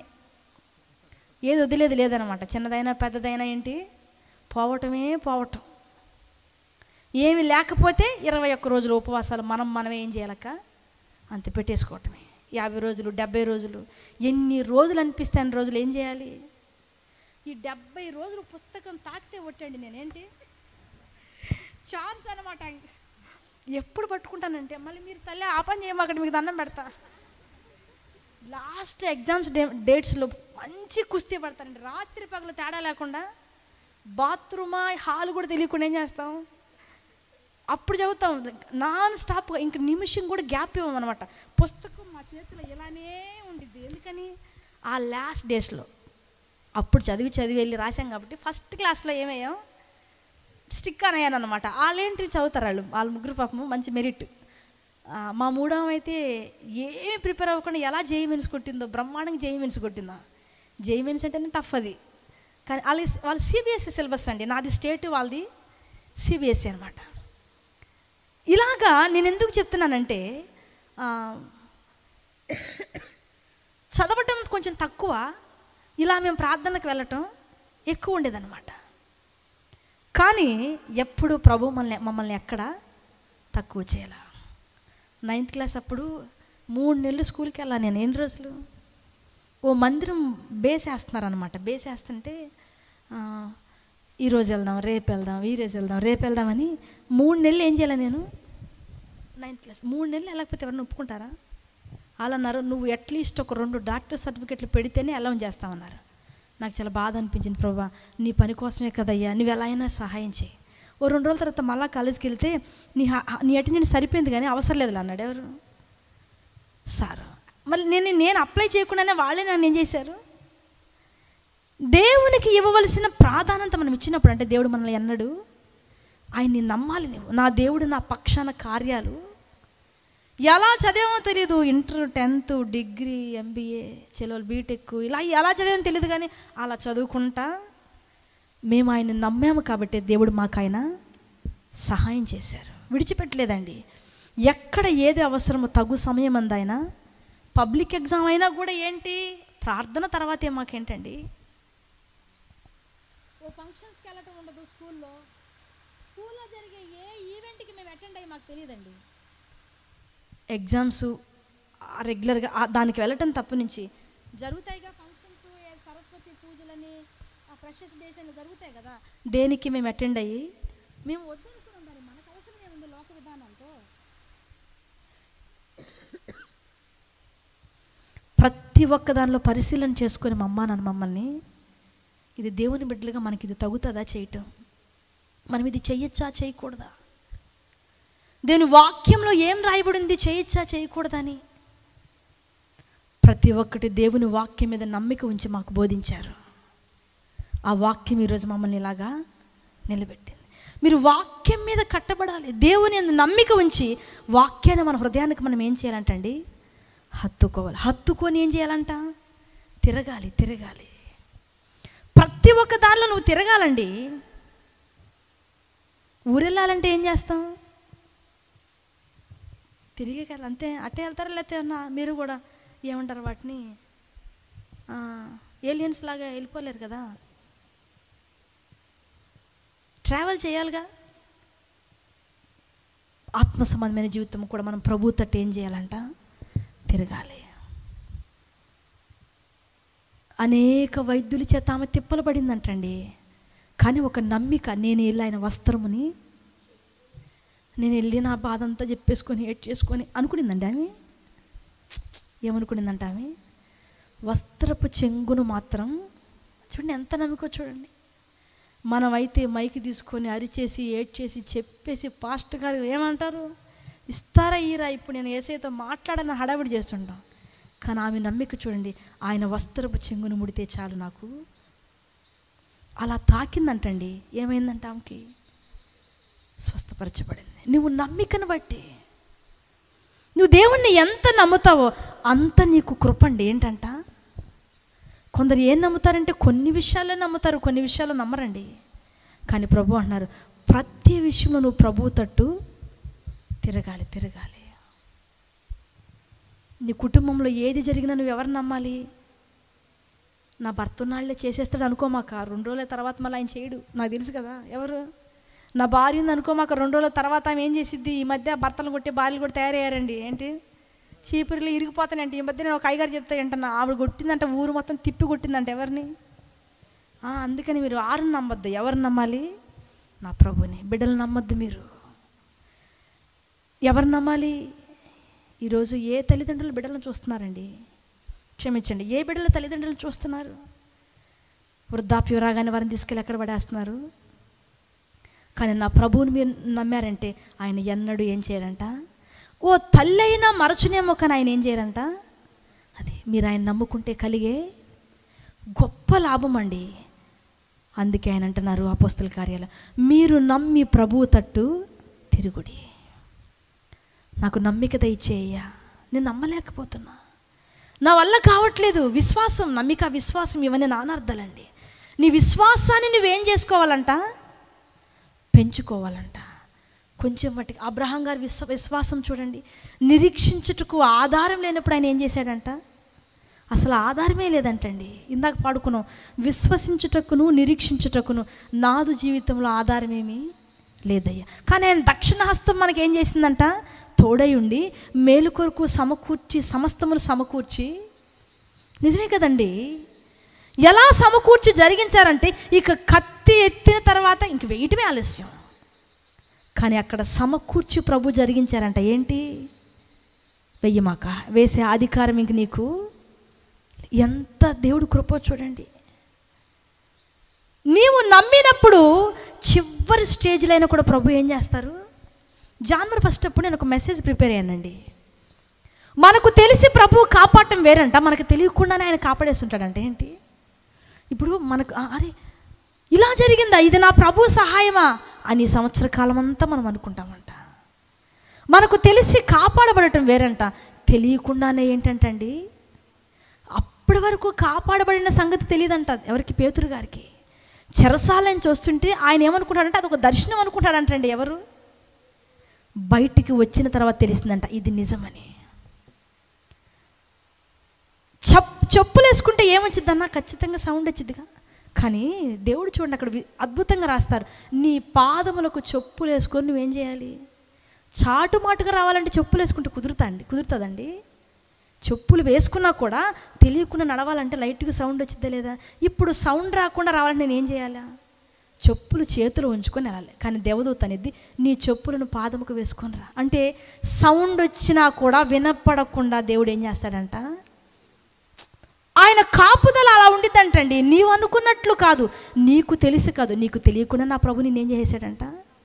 కాపాడు. అప్పుడు తెలుస్తుంది, అరే రే రే రే నేను ఇప్పుడు దాకా ఏమనుకుంటున్నానంటే కళ అనుకుంటున్నానమ్మా బాబు, ఇప్పుడు దాకా ఏమనుకుంటున్నాను, దర్శనం బయటకు వచ్చి గవ్విని దాటేంత వరకు ఎవరికి తెలియలేదంటండి పేతురు గారికి. నీవు దేవుని నమ్మితే అంట ఇటువంటి అద్భుత కార్యాలు నీ జీవితంలో అయినా నీకు తెలియకుండానే ఎప్పుడో మొత్తం జరగవలసినవన్నీ ఆయనే చక్కగా చేసి ఉంచేస్తారంట. ఎప్పుడు? నువ్వు నమ్మి తిరిగినప్పుడు. నమ్మి తిరిగారంట, సంఘం ఆసక్తితో ప్రార్థన చేసిందంట. అద్భుతంగా తెలియకుండానే పేతురు గారికి ఏం కలిగిందండి? విడుదల. నెక్స్ట్ చంపడానికి గెట్ రెడీలో ఉండవలసిన పర్సన్ ఎవరంటే అండి పేతురు గారే. మొత్తం ఎదుకులాడుకుంటున్నారు పేతురు గారిని. ఎక్కడున్నాడు ఆయన? దేవుని అద్భుతమైన విడుదల. నువ్వు నా ప్రభువుని నమ్మితే ఖచ్చితంగా దేవుడు అనేటువంటి సహాయం మనకు చేస్తారు. ఒక్కసారి 5 విషయాలు రివిజన్ చేసుకొని ముగించుకుందాం. షారోను వనం ఎవరండి? ఓ మేత భూమిగా, ఒక సొగసైన భూమిగా మార్చబడ్డానికి కారణం ఏంటంట? ప్రభువు తట్టు. ఫస్ట్ ప్రభువు తట్టు తిరిగింది. ప్రభువు తట్టు తిరగడం అంటే ఏ ఏ విషయాల్లో తిరగాలి? ఒకటి, గద్దింపు విని తిరగాలంట. రెండోది, మాటలు సిద్ధపరచుకొని తిరగాలంట. మూడోది, మారు మనసు నుండి తిరగాలంట. నాలుగవది, చెప్పాలి నాలుగవది, మనస్సు నిలబడదు కదా, కాబట్టి మీరే ఏం చేయాలంట? నిలుపుకోవాలి. ఐదోది ఏంటండి? నమ్మిక ఉంచి తిరగాలి. ఎంతమందికి అర్థమైంది? ఓసారి హల్లెలూయా చెప్తారా? ఈ 5 విషయాల్లో మమ్మల్ని స్థిరపరిచయ్యా, వీటి వైపు తిరుగునట్లు మమ్మల్ని సిద్ధపరిచయ్యా. ఇన్ని రోజులు నేను నమ్మిక ఉంచడం చేత కావట్లేదు, నా మనస్సును నిలుపుకోలేకపోతున్నా. సెల్ ఫోన్ చూడంగానే ఏది చెప్తే అది ఏంటంటే మనస్సు. నా మనస్సు నిలుపుకునే కృపనివ్వయ్యా. నేను గద్దింపు తీసుకోలేకపోతున్నా. ఓ గట్టి మాట నా తల్లిదండ్రులు చెప్పినా, నా సేవకుడు కొంచెం గద్దించి చెప్పినా ఏం చేస్తున్నారు? వెంటనే సహవాసంకు దూరం అయిపోతున్నా, తల్లిదండ్రులకు దూరం అయిపోతున్నా. ఈ మధ్య ఎవరో చూపించారండి, వాళ్ళమ్మ గేమ్స్ ఆడద్దానందుకు అల్లమ్మని ఏం చేశాడంట? నా గుండె అయిపోయిందమ్మ నాయన, ఈడు పిశాచ మనిషి అనిపించింది. చూడండి, ఓ చిన్న గద్దింపు చెప్తే ఏమయ్యాడు అబ్బాయి? అందుకే దేవుని వాక్యం అంటుంది గద్దింపును వినాలంటండి. ఏం చేయాలంట? గద్దింపు వింటే నీకు ఆశీర్వాదం అంట, గద్దింపు వింటే నీకు దీవెనంట, గద్దింపు వింటే నువ్వు రెట్టింపు ఆశీర్వాదంలోనికి. నేను చెప్పాను కదా, ఇక ఎటువైపు నీకు ఏమి వచ్చినా దిగులు ఉండదు. ఎందుకని? నువ్వు ఆల్రెడీ గద్దింపుకి సరెండర్ అయిపోతున్నావు. గద్దింపు నీకు సులువు అయిపోయింది కదా. ఏ శోధన వచ్చినా ఏది వచ్చినా నువ్వు జయించే కెపాసిటీ నీలో ప్రొడ్యూస్ అవుతుందండి. గద్దింపుని వినాలి. కష్టమే, నలుగురు మధ్యలో అరిస్తే ఎలా ఉండిద్ది? కానీ ఆ గద్దింపు తీసుకుంటే నీకేంటంట? ఆశీర్వాదం. ప్రభు ప్రేమతో మాట్లాడుతున్నారు. అందరు లేచి నుంచొని కొద్ది నిమిషాలు సిద్ధపడుతూ విన్న ఉపదేశాన్ని బట్టి